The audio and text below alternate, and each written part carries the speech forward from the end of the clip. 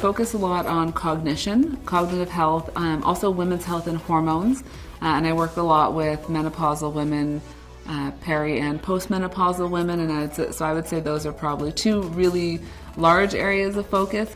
So hormones in the body pretty much impact every biologic process. So they're going to impact cognition, weight gain, metabolism. So pretty much every system or function in the body is impacted by a hormone. Hormones are sort of chemical messengers.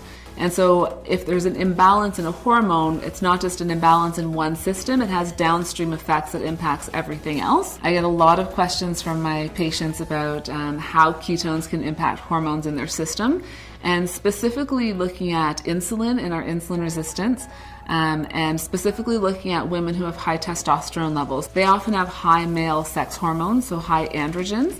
And they're also quite insulin resistant. And so insulin resistance means that your body's not responding to insulin. So your body just keeps making more insulin to try and force the response that it's looking for.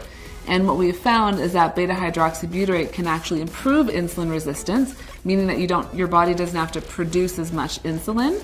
That's a good thing because insulin is a storage hormone. So if you have a lot of insulin, it tells your body store fat right around the middle.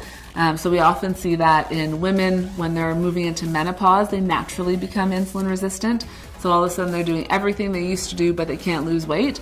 That's because insulin is spiking and it's telling their body store fat right around the middle. There's something called estrogen dominance. When we have too much estrogen in relation to progesterone, that can actually throw off thyroid function because it causes a chain reaction where you end up binding thyroid hormones, so now your thyroid system is off. So an imbalance in one system will throw off the complete balance of another system. So they're all really interrelated and interconnected. There's a lot of concern that the ketogenic diet, so if somebody, for example, is in adrenal fatigue, that it's not going to be beneficial from a hormone perspective. And we're not finding that that's the case. What we actually have found is that beta hydroxybutyrate can help manage our nervous system. So we have a sympathetic nervous system and we have parasympathetic. And in the sympathetic nervous system, that's our fight and flight mode. And our body, that's what we need to pull an all-nighter, to write an exam the next day, or meet a deadline, something like that. And in that fight and flight state, our body is producing cortisol, which is our stress hormone. And the stress hormone, kind of like insulin, will also cause fat storage around the middle. So that's another thing that we see that we have to address. So when we're in that fight and flight mode, we're producing a lot of that cortisol. And so this is also where we see things like insomnia.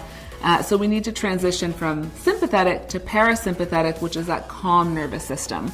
And what we have found is that beta hydroxybutyrate can actually help maintain the balance between sympathetic and parasympathetic, and actually encourages that parasympathetic or the calm state. And in that calm state, we're not pushing cortisol, our stress hormone, and we're not in that sort of fight or flight state. It calms the nervous system down, will calm the cortisol levels as well.